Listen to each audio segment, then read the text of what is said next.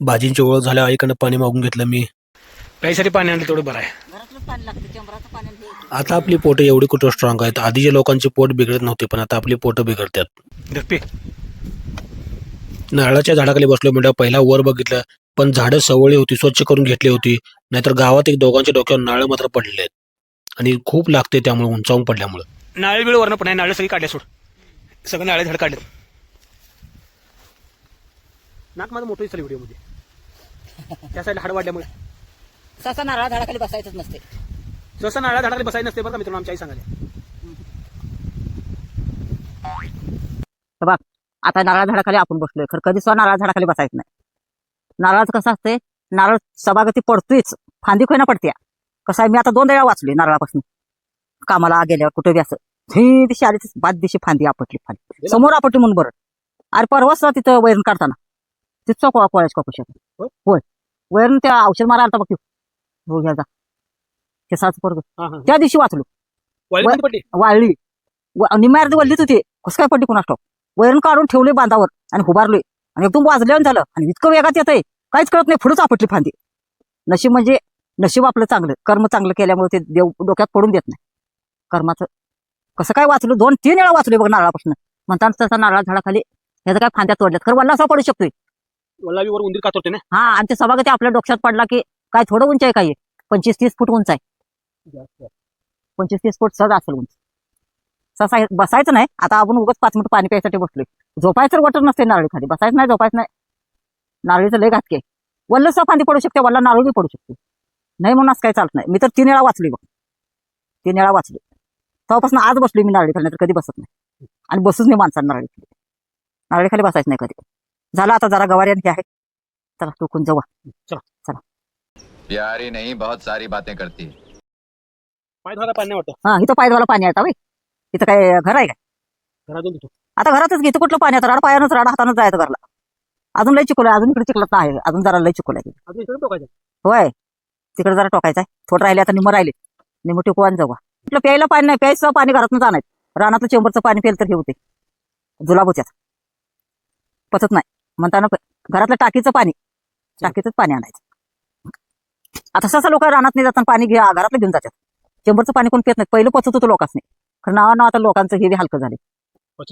पचन संस्था आम्ही चेंबरमध्ये साठलेलं पाणी पिलोय पहिला 10-12 वर्षाच्या मागं बघ. तुझा बारका होताच नाही 6वी-7वीला, तर आपण एकदा आलो नव्हतं का तू पडलास आय मेलो याचा कवळा घेऊन घोळचा कवळा घेऊन आता पडलास.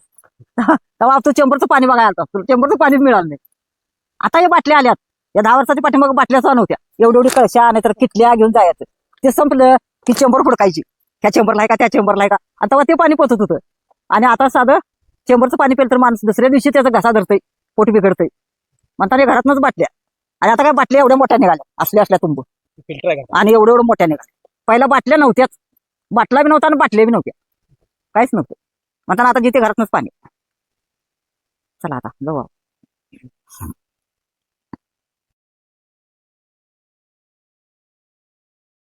ए ऊपर देख नारळ, नारळ सिर में पड़ेगा, कैसा होगा.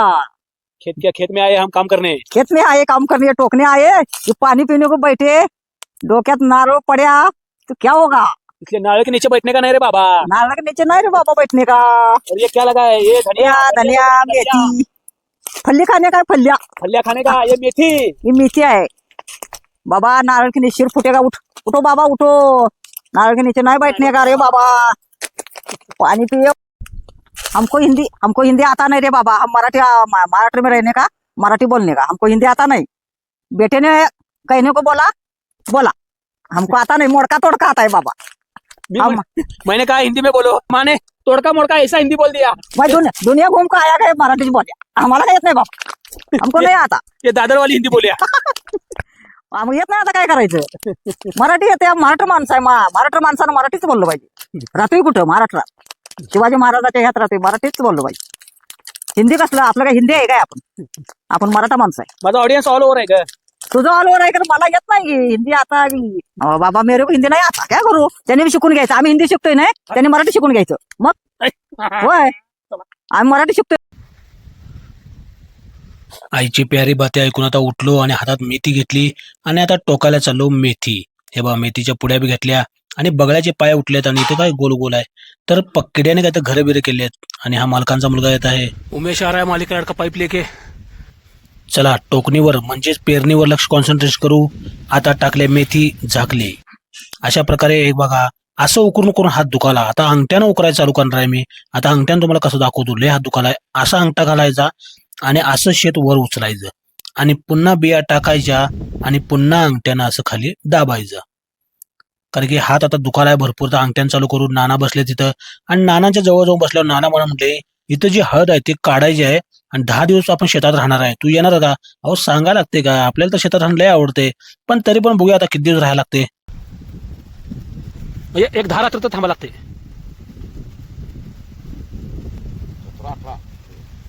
17-18 रात्री चालते. बघूया मी येतो की ना 4-5 येतो की ना. काय लांब नाही, इथल्या जवळ येतो की. टेलर मध्ये झोपायचं, सौर ऊर्जा लाईट आहे, चूल आहे आणि ह्या ठिकाणी आपलं गाव दिसतंय. त्या ठिकाणी घर पण आहे आपलं मस्तपैकी. पण नानाला आश्वासन खात्री सगळं काय देऊ शकलो नाही. पण येतो म्हणलं नाना. लय दिवस नाही, 4-5 रात्री तर येतो. नानांची इच्छा होती जरा न्यूज ऐकायची. त्यांना न्यूज चालू करून दिलो. हा बातम्या. कोथिंबीर मध्ये हिट असते वाटतं. पाणी धरलं कोथिंबीर उन्हामध्ये ठेवलं इथं.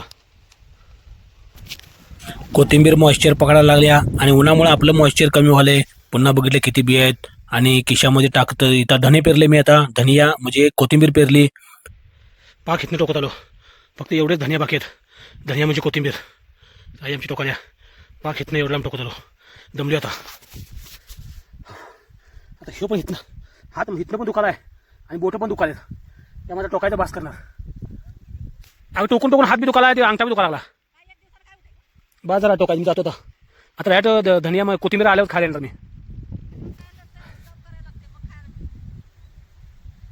तुम्ही सर्वांनी भेंडी तर खाल्ली आहे, पण या इथं देशी भेंडी आहे जिला 5 महिने लागतात यायसाठी आणि तिची चव काय ऑसम असते मित्रांनो. आता ती तोडायला जाणार आहे आमची आई. मी देखील माझी चप्पल घातल्या आणि आता चाललो. पूर्ण वाळल्यात पाहिजे, त्यामुळे चिखल बी लागत नाही, काय नाही. डिग्रस गाव आणि प्रत्येक गावात असते तशी पाण्याची टाकी. गाववालो आता एक झाड वाकवलं आणि आई म्हटली जनावरांना चारा घेऊया. ठीक आहे, मग चारा घ्यायसाठी एक झाड वाकवून येतं. हे जे सगळे फांदे तोडून घेतल्या. समोर एक झाड पाहिलं, ते उंच आहे, त्यावर काय चढायला जमणार नाही आपल्याला. बाजूला एक मीडियम साईजचं झाड होतं, ते वाकवण्याचा प्रयत्न केला. निदान याचं तर वैरण घेऊ असं म्हटलं, जनावरांना चारा होईल.